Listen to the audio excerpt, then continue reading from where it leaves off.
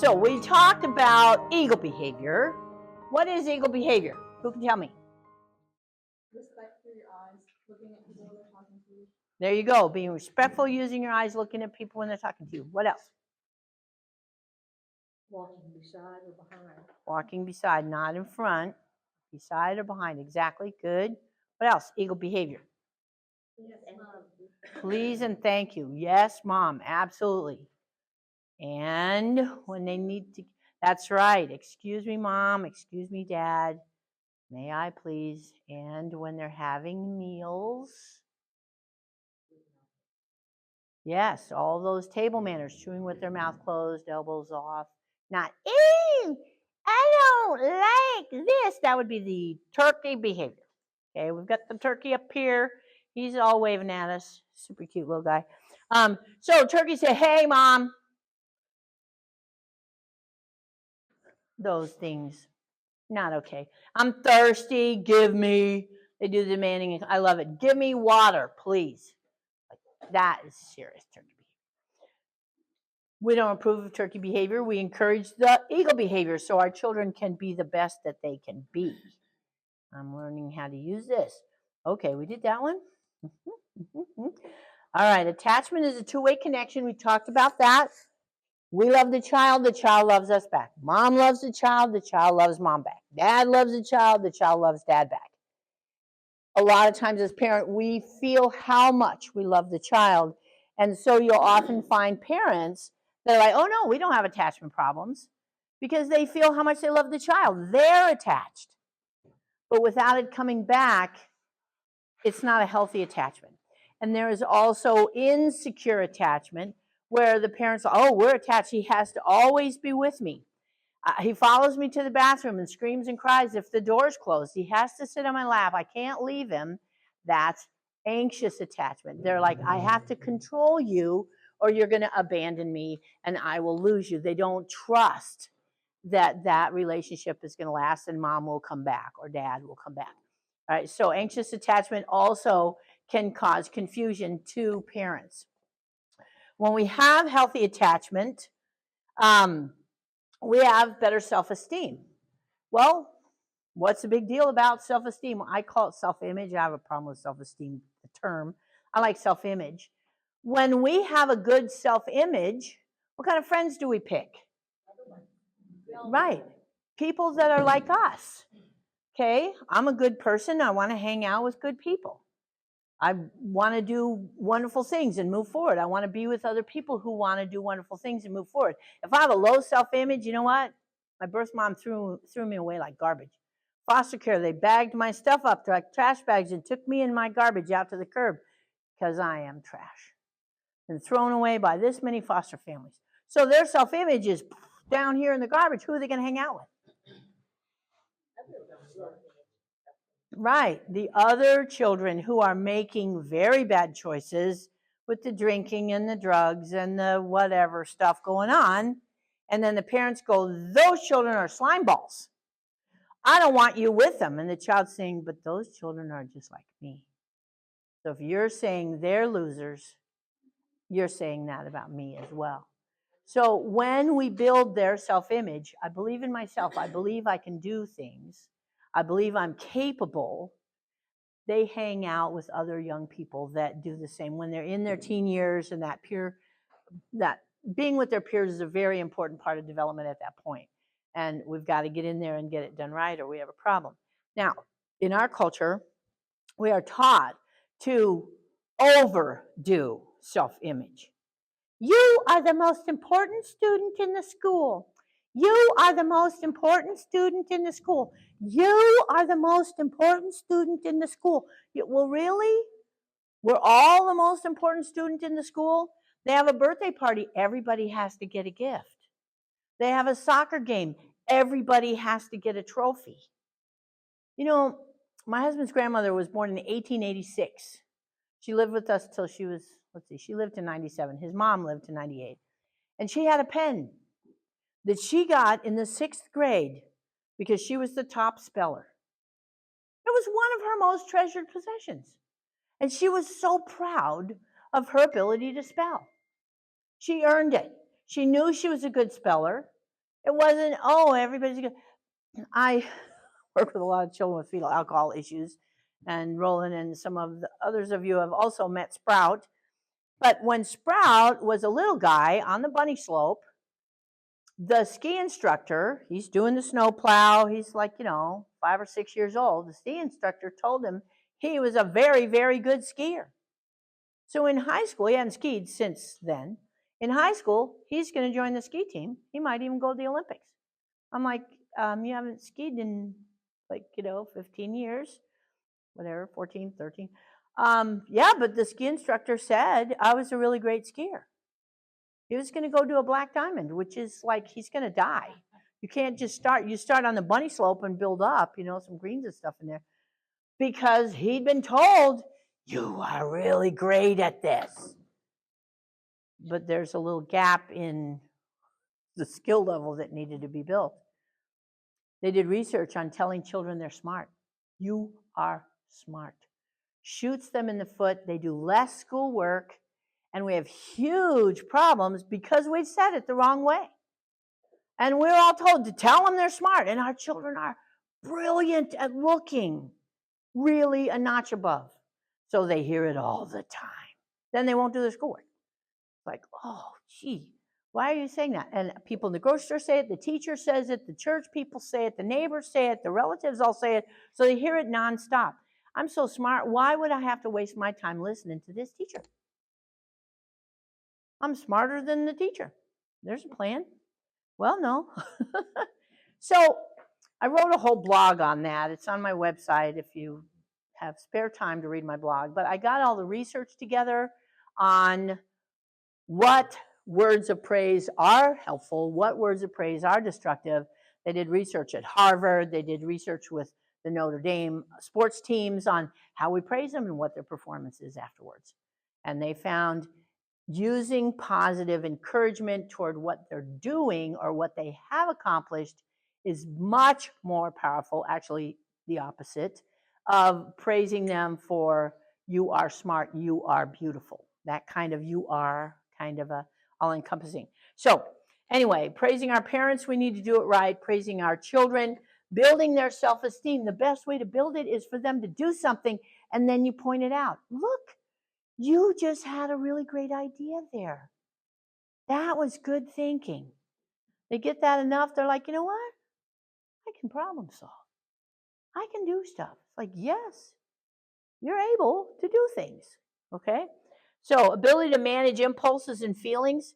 Now, the problem with building self-esteem with words, with our children, most of that is done with parents and children. Our children, if you think I'm smart, then I'm not, because you lie and I can't believe a word you say. So pointing out, holding up that mirror like we talked about right at that moment is where we can really make a difference. I'm going to tell one story and I'm not going to tell any more stories because we're going to really whip this out. But my son Adam, when he came to me, he wanted to be a cannibal. It was one of the reasons why he was placed with me, because he was serious. And his dad really didn't think it was a good idea.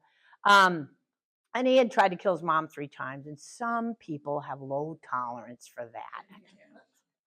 So he is my kind of kid. So I got a bouncing baby 12-year-old boy. And he comes in, gets off the plane. He's getting the luggage and stuff. And he turns and he looks at me. You need to know, I only eat cheese pizza, toaster pastries, hot dogs, and spaghetti. I like those spaghetti-os. I said, well, you need to know. We don't eat any of those things in our home. So you might have a problem. Okay? So he was like, whoa, I would feed a child a toaster pastry?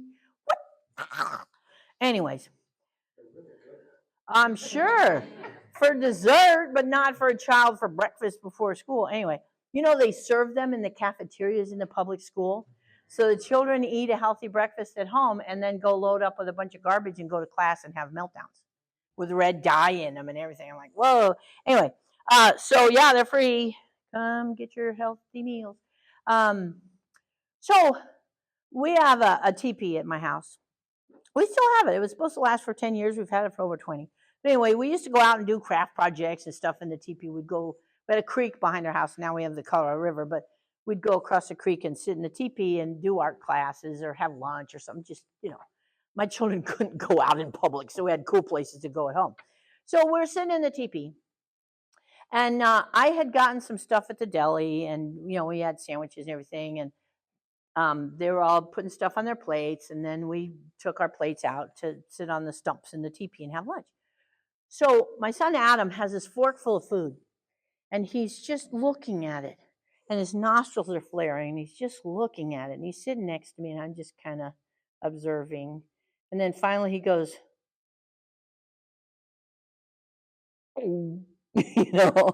I said, "Wow, Adam, I see such courage in you." "You do?" I said, "Yeah, you used to not taste new things, and you just tasted that." "Yes, I did." I said, "And on the label from the deli, it said frog eye salad." "Yes, it does." I said, "You thought it was real frog eyes." "It's not real frog eyes." I said, "No, it's little pastas, and they give it a funny name. But you thought it was frog eyes, and you had the courage to taste it." "Yes, I did. I have courage." He didn't learn to drive at home. He learned to drive after he left home in New York City. I wouldn't drive in New York City. I have a lot of years of drive. Never would even consider it, but he did. New York City. He lives in New York City. He has an apartment there, and he has a beautiful wife and a family. He's not a cannibal. He's good.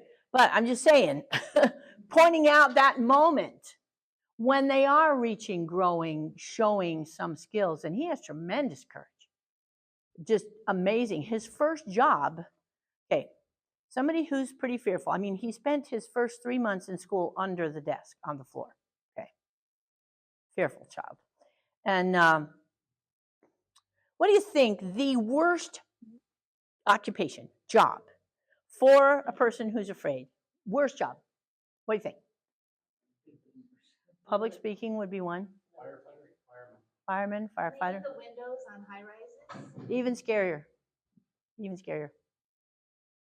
Okay, an adopted child, their biggest fear is rejection. So what would be the scariest thing for one of our children? Well, all of the above. I think it would be salesman. Door to door. Salesman. You want rejection? You're going to get 1,000 of those a day. Yeah, a lot of rejection with the telemarketer deal. And I thought, well, this is good because he's not going to like it. He's not going to make any money. And he'll say, "Mom, can I come home? I need to finish college." He was making $2,000 a week. I'm like, "How do you do that?" He says, "Well, I just go up. I say, 'Hey, I noticed you could use a new garage. Would you like to have a new garage? Or we can fix you up a new bathroom. We can remodel your porch. We're doing your neighbors right down the street here, and we've got financing. We can start like in 2 weeks and have it fixed up. Your neighbors will all be impressed with how your house is, and they'd all sign up." I'm like, "Okay." He did go back to college, but anyways, does he have self-esteem? Yeah. In the beginning, not so much. Ability to manage impulses and feelings are impacted by our attachment. Our children don't manage their impulses and feelings. They get this much frustration and that much blow up, and because attachment helps those pieces to develop and move forward, and ours just haven't. Okay? I put the definition, official definition, of what is reactive attachment disorder in the handouts from the American Association of Child and Adolescent Psychiatry, because I keep running into mental health professionals that say there is no such thing. I'm like, it's in your book, okay? So I have that in there for parents to be able to find professionals and straighten out some of those that think they're professionals. Anyway, attachment disorder is the result of a break in that connection where a baby's with mom, baby's with dad, and they're separated for some reason. Children with attachment disorder have difficulty forming loving, lasting relationships. So what does that mean? They don't have friends. So remember, the parent instructor is teaching parents and children in the same room. And when we find what those children want, they start listening. What do they want? Acceptance.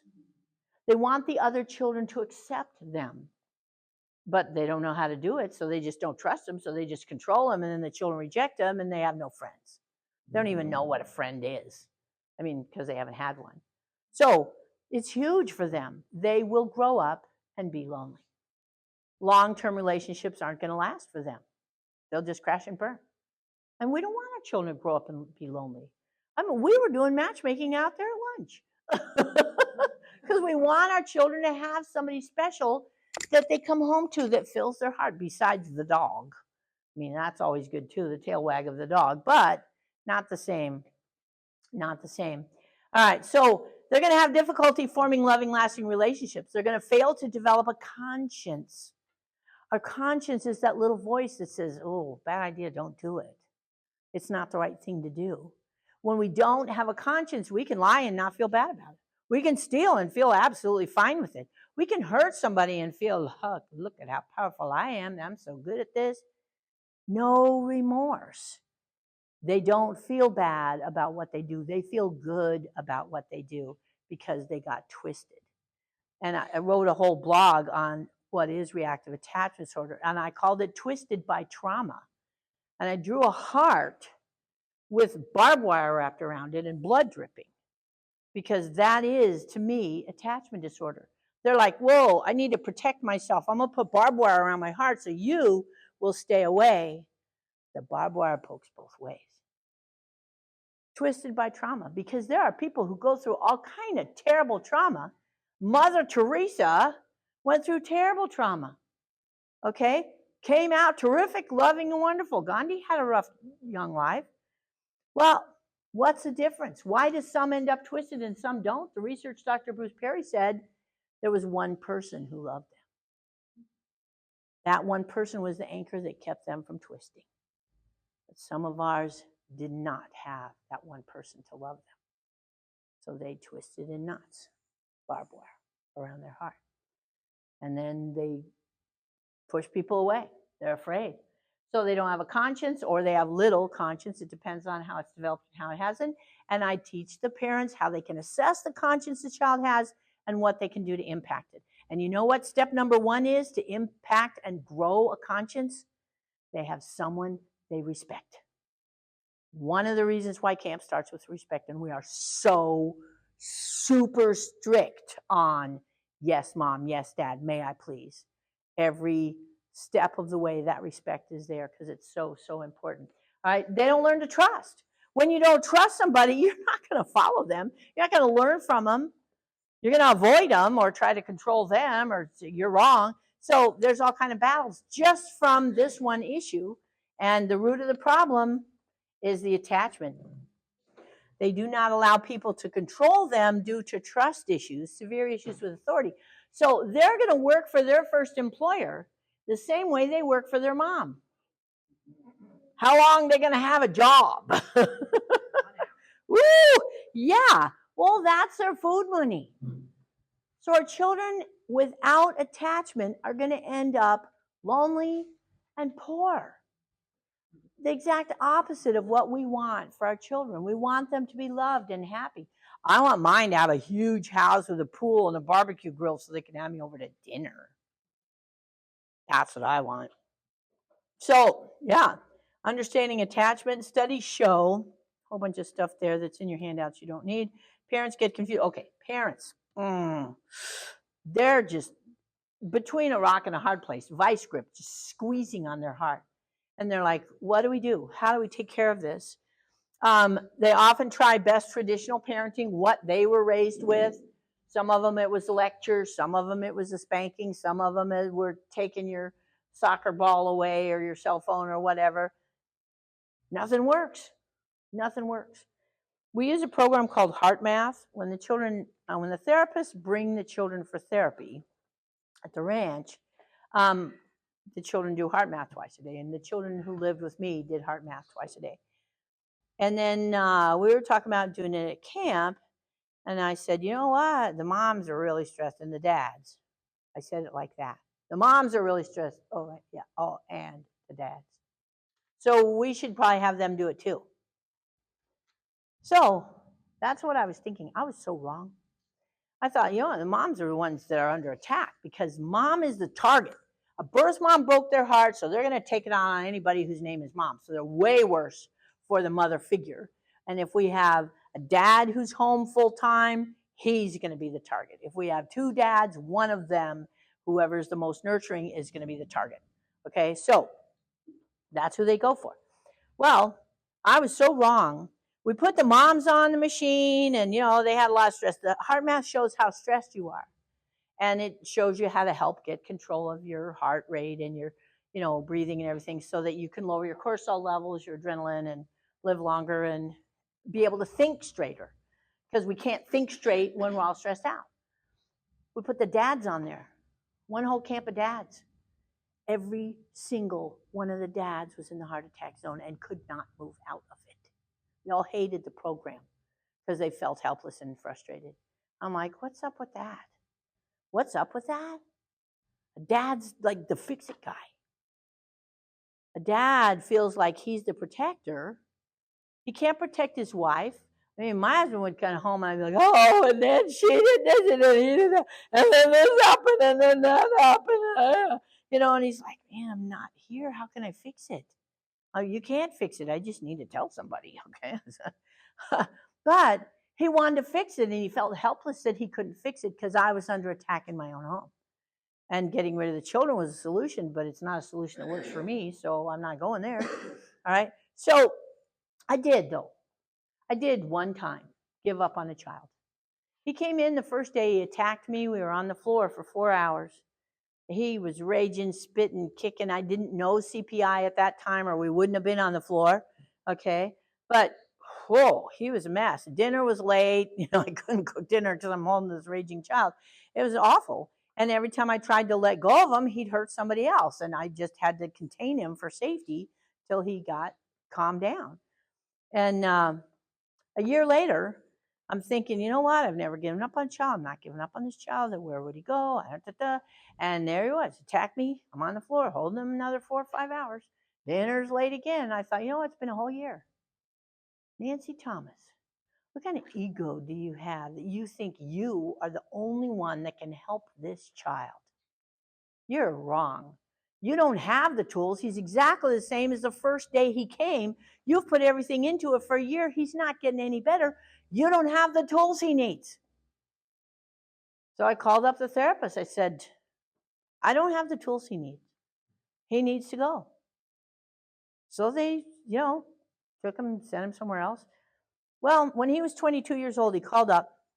He said, Mom, I hadn't heard from him since he left. Not a word, okay? He said, Mom, I said, Jacob, how you doing? He says, hey, I'm just getting out of prison. I said, well, I'm so glad you're getting out. I didn't know you're in. And he says, yeah, you're the one that I always thought of as my real mom, because you kept me longer than any other mother that I ever lived with. 1 year. He said, before I went in here, I lost all my ID, everything. And I have to have an address to get my social security number and a driver's license, or an ID, so that I can get a job. I can't even apply for a job without those things. Can I come home and just be there long enough so I have a mailing address so they can get me those? I'll mow lawns and stuff in the community to make some money so that I can make a living. Can I do that? I said, well, let me talk to your dad. So I talked to the cowboy, and he always says the same thing. Where else is he gonna go? I'm like, okay. So I'm picturing little 12-year-old Jacob. My husband goes to the prison and picks up 22-year-old Jacob, whose head is shaved like any good neo-Nazi, and he's got tattoos all over him, okay? I live in a very small community. Nobody's gonna hire him to mow their lawn. That's not happening. Okay? They'll look at him and say, you look scary. And I'm thinking, I can't hold him if he, okay, they don't do a lot of bonding and attachment in a lot of prisons. Not really. Yeah. So he has, he has his lip pierced that went to his nipple, that went to, I don't know if it was a hip or I don't want to know, but he had chains between these piercings. And so we're sitting down at the first breakfast, and I'm thinking, he's going to kill my husband. He's like really scary, and I don't want him to hurt my husband. And we're sitting at breakfast, and my cowboy looks at him. He says, "You need to take that crap off your face, because you and I are going out to clean the goat corral, and one of them's going to get a hoof caught in that and rip you up." I thought, "Oh, now he's going to kill him. He's going to kill my cowboy right there." He just told him what to do, and he said it not sweet and buttered up and icing on the cake. He said, "Oh, yes, sir," and he took it all out. I'm like, "Oh, okay." I'm going to walk on eggshells till he's out of here. And you know what? He worked really hard. He did every single thing that he could to help. He got his address. He got everything, and then he moved on, and, he's been in and out of jail and prison since then. But it gives him a sense of security. There's tight structure in there. He's with other people that think and feel the same way he does, and he just needs to stay in there, unfortunately. But I gave up on him. Was it the right thing to do for the rest of my family? Absolutely. Because sometimes we have to think of the rest of the family. And I didn't take children that were older than my children so that my children were safe. But they didn't have a mom for a year. I was just Jacob's mom. The cooking and the cleaning and the let me help you with your schoolwork and let's go watch your soccer game was not happening. And I wasn't making a difference with him. If it was like, okay, he's trying, then I'd be like, okay, maybe it's worth it. It wasn't. Do I feel guilty and ashamed to this day that I gave up on Jacob? Yep. Do I wish I hadn't? Yep. Would I probably do it exactly the same way again? Yep. I didn't have the tools back then. We didn't have the neurofeedback. We didn't have the QEG. We didn't have the SSP. It was back in the old days. We had good nutrition and parenting and a great therapist. That was all we had. And those are important, but with the alcohol and stuff, they got to have more. So sometimes a parent comes to camp and we can see it's not a workable solution. Do we tell them to give up? Heck no. I won't even, if they ask me if I think they should give up, do I tell them, oh yeah, you need to hang it up? No. I'm going to say, you know what? I am here for you. I will do all I can. Whatever you decide to do, I will support you. And if they go, I can't do this anymore, I say, I hear you. It hurts. It's very, very hard. What can I do to help you? I don't say, well, you have to. You have to do it. It's like, no, you don't. And in most states, if you decide you're going to give up on a child, then you have, what do they call it, when you abandonment or some kind of that goes on your record and you can never adopt again and all that kind of stuff. But better than having your other children traumatized and permanently damage the rest of their lives. So there are parents who come who are just not going to make it. The child's not interested. And we've had times where they come to camp and they don't go home after camp. They go to Miss B's or they go somewhere else because they're not interested. They're not motivated. They spend the whole week sitting in the flight check room like, who cares? They have to care. If they don't care, we can't help them. So sometimes they go to Miss B's or a respite place and they're like, oh, I miss my mom. My mom's a better cook than you. Absolutely, because I'm not cooking my special stuff. Paul wouldn't be making his chocolate chip cookies for the respite children. My homemade pizza would not be made when we have respite children. They eat healthy food, but it is not my lasagna and steak and stuff. It's just, I feed them a healthy diet, but I want them missing their mom's food. I want them missing their mom's hugs. I want them missing the conversations. They try to talk to me. I say, you know what? I like quiet children. I do. And they're like, well, my mom talks to me. Well, then you should probably be with her. I like quiet children. I don't want to compete with that mom. I want them to want her. And at camp, Karen Purvis's camps, the team was all trained to hug the children and love them up and everything. Our severe children, they'd be like, score, I want to go home with you. I mean, I would want to go home with you anyway, seriously.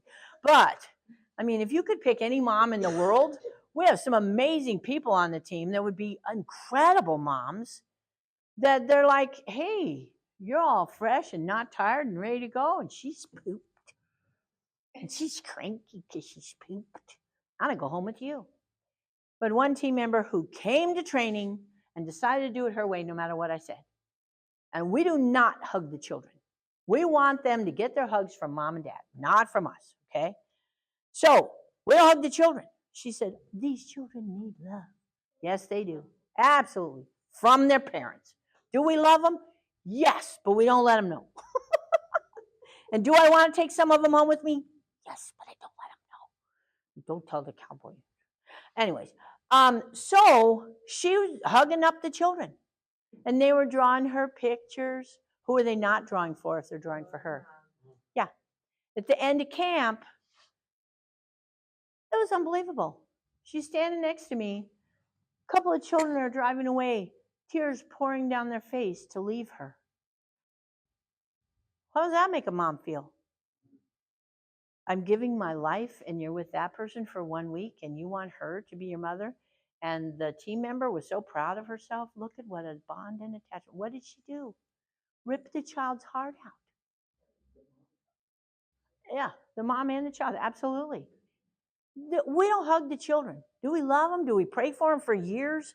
Absolutely. But hugging them and filling them up comes from mom. So these parents have tried traditional parenting. They feel helpless.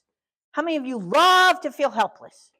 You know, Dr. Klein says that is the fastest way to make somebody furious. Make them feel helpless and hopeless, and there will be a blow up.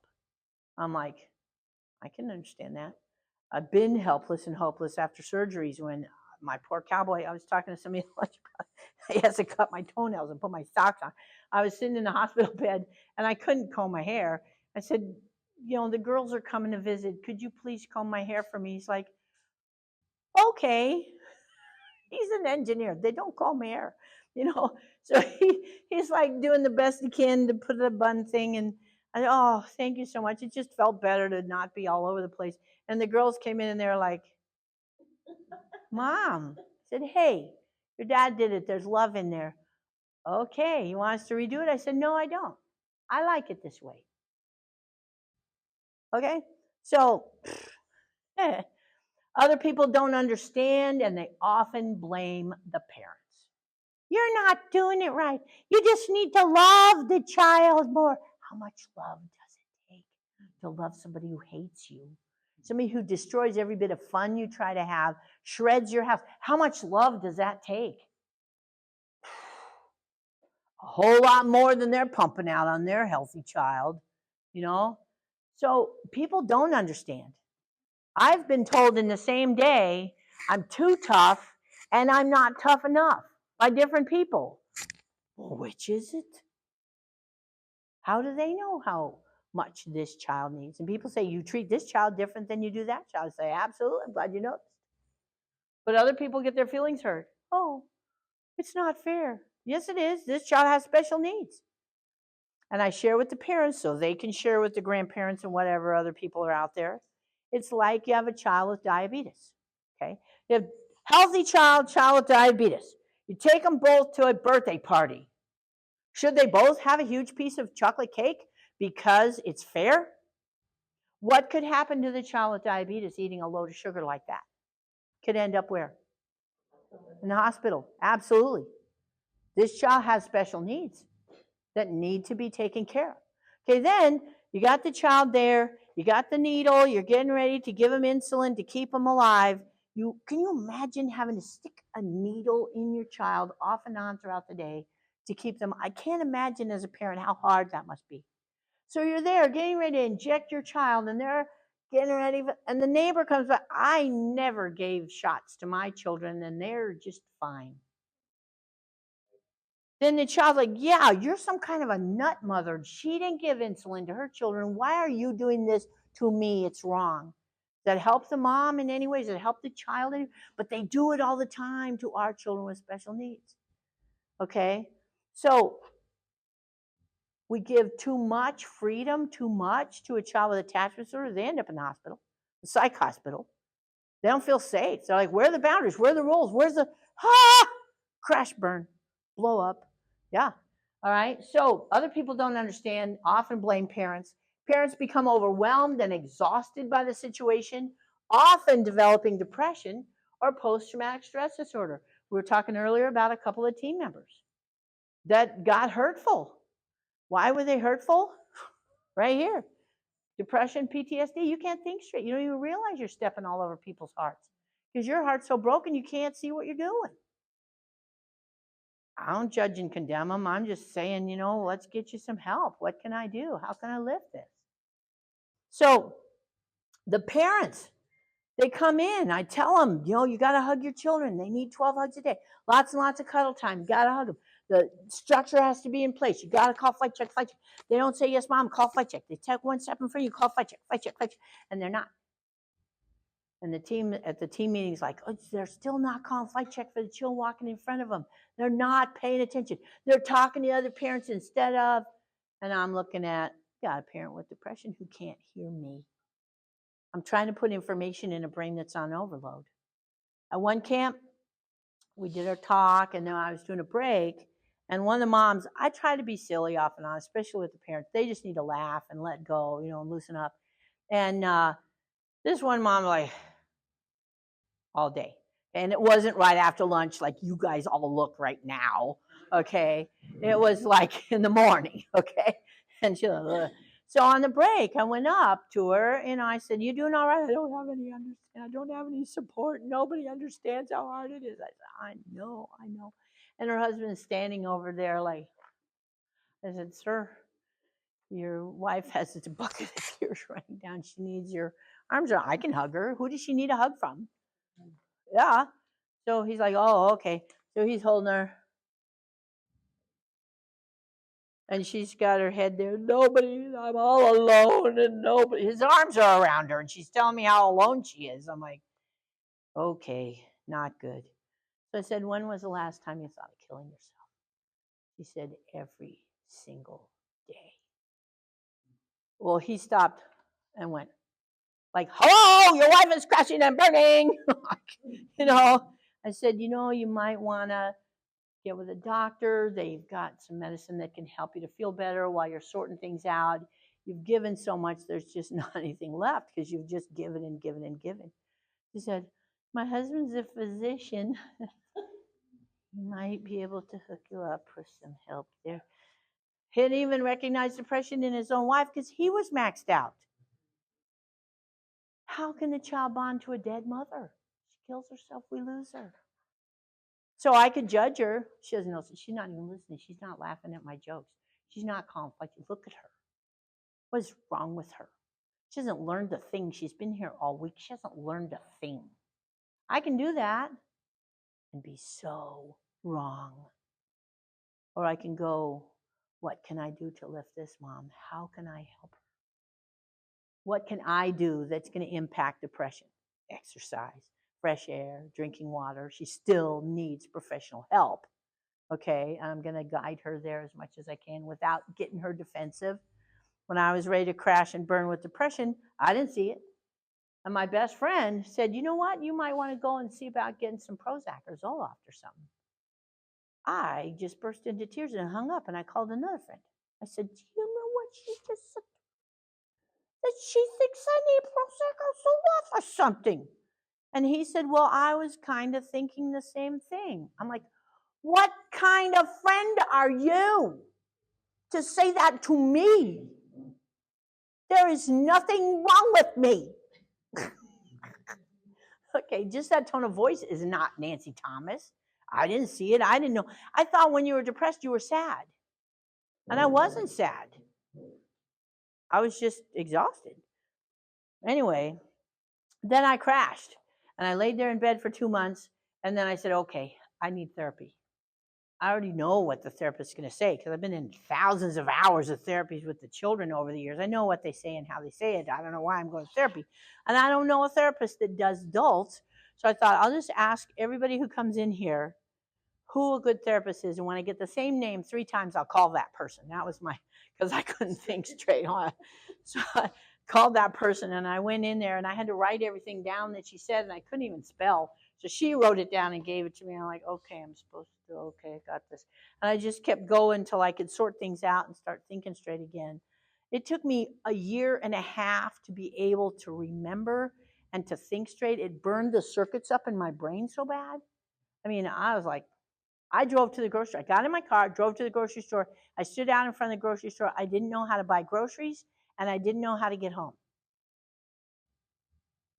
I passed a Mensa test at one point. Okay. I had to call my husband to come get me. That was not good. Anyway, depression sneaks up on you, and I felt like, you know what?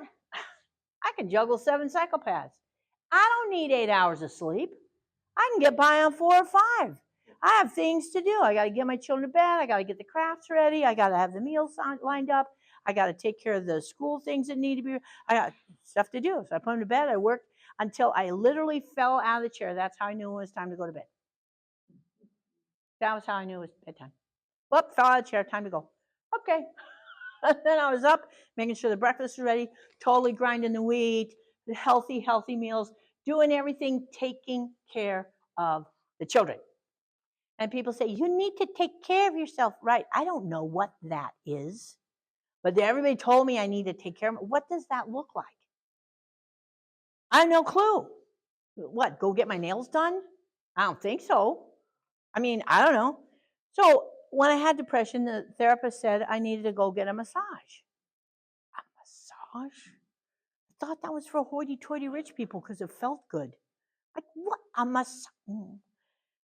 Then my medical doctor says, you need to go get a massage. Here's a prescription. Go get a prescription. Okay? So I went and I got a massage, and the next day I could think straight. I was like, whoa, is that from getting rubbed all over? Whoa. So next week I went back. I said, does this help you to think straight? She said, absolutely. Well, score. I want to be able to think straight again. So that year I went in every week and got a massage. And I would have never, ever thought that was part of taking care of yourself. I mean, I didn't know what is take care of yourself. We give them these general terms and it's not spelled out. I'm like, what? So what does take care of yourself? All right, parents get wiped out. PTSD, man. Many mental health professionals are uninformed about attachment and trauma-related issues. They know what it is, but they don't know how to treat it. They don't know what to do with it. So when they start failing in therapy, who do they blame it on? Absolutely. She's defective. That little girl that was placed with me who killed 2 Rottweilers with a baseball bat, poisoned her grandmother's Cocker Spaniel and ripped the wings off the family bird. Okay, she was a sick child. So she's coming in. They're going to do an intensive, the adoptive parents and the therapist before she's placed with me for a while. And I'm supposed to do some history background. So I called up, the family that had her before and the therapist she'd worked with and all the people to get as much background info as we could because our children lie. So we don't know the truth if we don't talk to the other people. So the therapist that she had had before for 5 years, every week, said, we decided that mom has, man, my brain just went dead. When you make up a situation so people will feel sorry for you, there's a condition that's called that. Yes. She said, we decided that mom has Munchausen by proxy, and she just brings her into therapy consistently every week so she can visit with the other moms in the waiting room. There's really nothing wrong with that child. I said, wasn't she just placed in a psychiatric hospital where she was so violent it took 4 and 5 staff members to hold her? Well, yes. That's not Munchausen. Anyway, we got to blame it on the mom because 5 years of therapy, I'm not making any progress, so it must be her. So the mom comes here, demoralized, crushed. Is she going to trust me, trust the therapist? No. Oh, yeah. So she's been betrayed, had her guts ripped out by these people she turned to for help. When my daughter Beth, her adoptive mom, called social services to say, hey, we can't give her a bath. She won't eat the food. She's screaming and, hitting, and we don't know what in the world to do with her. You know what the social worker said? If you can't handle these children, I'll come pick them up and put them in another home. Both of them are going to go because you can't handle the one. I'll come rip your heart out for you. There's a way to help a parent. What if you can't handle? Who could have handled Beth? You guys have seen her, okay, on the Child of Rage. Yeah. I mean, somebody with some serious skills and training, she needed some major therapy. All right, so parents become isolated. If you have friends, they stop coming over. They come to your house. Your children are weird. The way you act with your children is weird. They don't know what to do. They just feel uncomfortable. They don't come back. So it sorts out who your real friends are. Okay. But parents get frustrated. They keep trying. I've told them 50,000 times. Yes, you have. You haven't heard it yet. All right. They're angry because the cycle they're stuck in. They keep doing it and it's not working. And the child's failing and they're miserable. So that's how they come to camp. And some of the moms have said, I knew I was in the right place when I was at check-in. And Teresa said, all right, you're the awesome mom. Okay. And they're like, wow, I knew I was in the right place. And the children are like, you're an awesome mom? We didn't know that. We thought you were the problem. Nah, not at our camp. They're the awesome moms. They're doing the best they can. With every bit of energy they've got, they are doing the best they can. They're paying their money to come all this way to camp with a child who hates their guts. That's an act of love. Am I going to judge them? I already did. They're awesome. Absolutely 100% A+ parents. Do they need a new toolbox? Yeah. That's what they're coming to camp for. They're doing it wrong because they have the wrong toolbox, not because they're stupid or bad parents. They just have the wrong toolbox.